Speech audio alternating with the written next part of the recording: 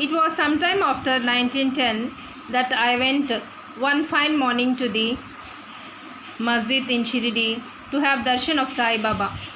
I was wonderstruck to see the following phenomenon. After washing his mouth and face, Sai Baba began to make preparations of grinding wheat. He spread a sack on the floor and set a hand mill.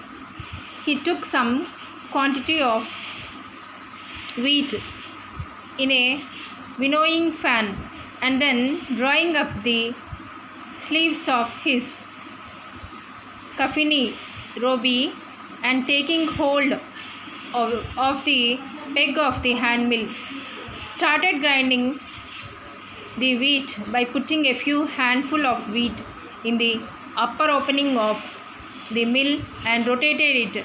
I thought, what business Baba had with the grinding of wheat when he possessed the nothing and stored nothing, and he lived on alms. Some people who had come there thought likewise, but none had the courage to ask Baba what he was doing. Immediately, this news of Baba grinding wheat spread into the village, and at once men and women ran to the masjid and flocked there to see Baba's act. Four bold women from the crowd forced their way up and, pushing Baba aside, forcibly took the peg or handle into their hands and, singing Baba's leelas, started grinding. At first Baba was enraged, but on seeing the woman's love and devotion, he was much pleased. Baba had no house, no property, no children, none of look after, and he lived on alms,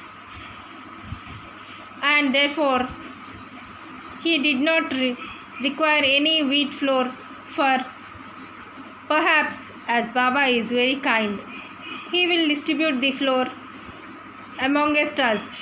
And thinking in this way, and while singing, they finished the grinding, and after putting the hand mill aside, they divided the flour into 4 portions and began to remove them by taking 1 portion per head.